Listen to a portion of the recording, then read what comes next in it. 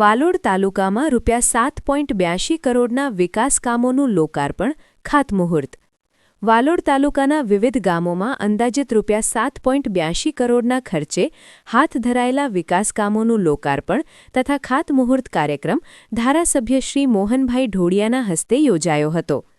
આ કાર્યક્રમ દરમિયાન જામણિયા, કણજોડ, કુંભિયા, ભીમપોર અને રાનવેરી ખાતે પંચાયત ઘરો, જામણિયા તથા દેગામા ખાતે સબ સેન્ટર તેમજ અંબાઆચ અને દેગામા ખાતે લાઇબ્રેરી સહિતના વિવિધ વિકાસ કામોનું લોકાર્પણ ખાતમુહૂર્ત કરવામાં આવ્યું હતું। ધારાસભ્ય શ્રી મોહનભાઈ ઢોડિયાએ જણાવ્યું હતું કે તાલુકાના ગામડાઓમાં મૂળભૂત સુવિધાઓ મજબૂત બનાવવાના ઉદ્દેશ સાથે આ વિકાસ કામો અમલમાં મૂકવામાં આવી રહ્યા છે, જેના પરિણામે સ્થાનિક નાગરિકોને આરોગ્ય, શિક્ષણ અને વહીવટી સેવાઓમાં વધુ સુવિધા મળશે। કાર્યક્રમ દરમિયાન સ્થાનિક આગેવાનો, પંચાયતના પ્રતિનિધિઓ તથા ગ્રામજનોએ મોટી સંખ્યામાં હાજરી આપી હતી। વિદ્યાના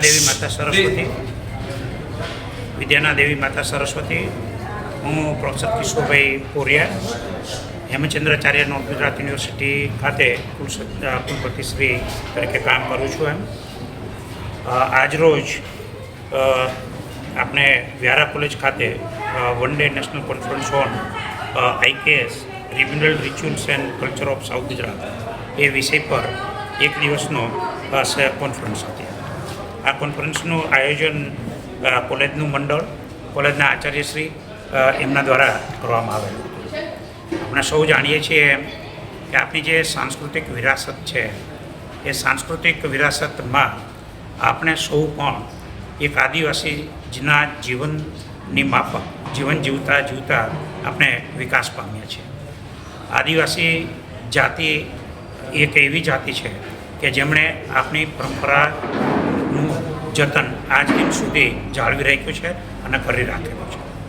આજે આપણે ભારતીય જ્ઞાન પરંપરામાં કદાચ વિશ્વની અંદર બીજા બહુ ઓછા દેશ છે કે જેમની પાસે લેખિત રીતે સનાતન છે, ધાર્મિક બાબતો વિશે લેખિત ડોક્યુમેન્ટ હોય। આપણે સૌ જાણીએ છીએ કે જીવનનો મંત્ર છે એ આપણી રામાયણ છે, જેમાં રામ, લક્ષ્મણ, ભરત, શત્રુઘ્ન અને રાવણ વિશે આપણે નાનપણથી એટલે કે બાળપણથી પણ જાણતા હોઈએ છીએ। એ જ રીતે ધર્મનો જે ગ્રંથ છે એ આપણું મહાભારત છે। રામાયણમાં માતા, પિતા અને ભાઈના પ્રેમ વિશેની વાત છે।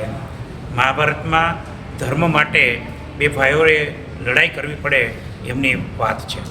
તો ધર્મ વિશેનું જે આપણું જે જ્ઞાન છે, આપણો ધર્મ શું છે, ધર્મના જતન માટે આપણે શું કરવું પડે એ મહાભારતમાંથી આપણે જાણી શકીએ છીએ। જે જીવન જીવવાની કળા છે એ કર્મનું જે જ્ઞાન છે એ કર્મ વિશેનું જ્ઞાન આપણને ગીતા દ્વારા મળે છે। આ બધી બાબતો સિવાય જે આજે વિકાસની પાછળ ટેકનોલોજીના અતિરેકને પરિણામે આપણે એના દુષ્પરિણામ છે એ પણ ભોગવતા થયા છે। વિશ્વ આજે પર્યાવરણની અંદર થયેલા પ્રદૂષણથી, કાર્બનની વધતી જતી ડિમાન્ડને લીધે, પેટ્રોલિયમની વધતી જતી ઉપયોગોને લીધે વિશ્વ આજે ખૂબ ખરાબ સ્થિતિમાં જીવી રહ્યું છે અને એમના સોલ્યુશન છે એ કદાચ મને એવું લાગે છે કે પશ્ચિમના દેશો કરતાં આપણા પૂર્વના દેશો આના સારું સોલ્યુશન આપી શકે એવું છે। આપણે સૌ જાણીએ છીએ કે આદિવાસી વિરાસત છે એમણે આ મૂલ્યનું સતત રીતે જતન કરેલું છે। એમાં પથ્થરમાં પણ એમણે દેવ જોયેલો છે, આપણે નદીમાં પણ એમણે માતાના દર્શન કરેલા છે અને સસ્ટેનેબલ ડેવલપમેન્ટ કે પોલ્યુશન હેઝાર્ડ્સ છે એ વાત કદાચ આપણા શહેરોને લાગુ પડી શકે એવું છે, પણ ગ્રામ્ય સંસ્કૃતિમાં આદિવાસી જીવન જીવતા લોકો માટે સસ્ટેનેબલ ડેવલપમેન્ટ જેવા વિષયનો જ્ઞાનની કદાચ એમને આવશ્યકતા નથી, કારણ કે એમનું જીવન છે એ જીવનમાં એ તમામ બાબતોથી પૂર્ણ રીતે વાકેફ છે। આજે મેડિકલ સાયન્સને લીધે આપણે એના દુષ્પરિણામો પણ છે એ ભોગવતા થયા છે। આજે કેન્સર જેવા અસાધ્ય રોગ છે એ જીવનની વાસ્તવિકતા થઈ છે, પણ આપણા આદિવાસી ક્ષેત્રમાં આદિવાસી દ્વારા નક્કી કરવામાં આવતી વનસ્પતિઓ એ આપણને આવા રોગોથી કેવી રીતે રક્ષણ આપી શકે, એ રોગ કઈ રીતે ન થઈ શકે એમનું ભલે પોતાની પાસે કદાચ અભ્યાસક્રમ કે ડિગ્રી સર્ટિફિકેટ નહીં હોય તો પણ આપણા સામાન્ય આદિવાસી જન, આપણા સામાન્ય આદિવાસી ભાઈ બહેનો આના વિશેનું જ્ઞાન ધરાવે છે. અને આજે પણ આપણા આ ક્ષેત્રમાં 90 વર્ષથી આસપાસની ઉંમર ધરાવતા ઘણા બધા આપણા વડીલો છે એ જીવિત છે.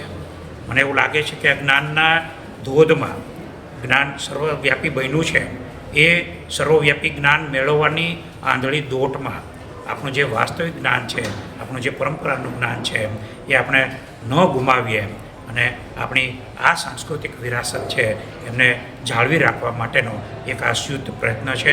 કોલેજના આચાર્ય અને કોલેજનો જે સ્ટાફ છે, કોલેજના ઉપાચાર્ય, એ મને એવું લાગે છે કે મનથી એ શિક્ષણ સાથે જોડાયેલા નથી, એ હૃદયથી શિક્ષણ સાથે જોડાયેલા હોય છે.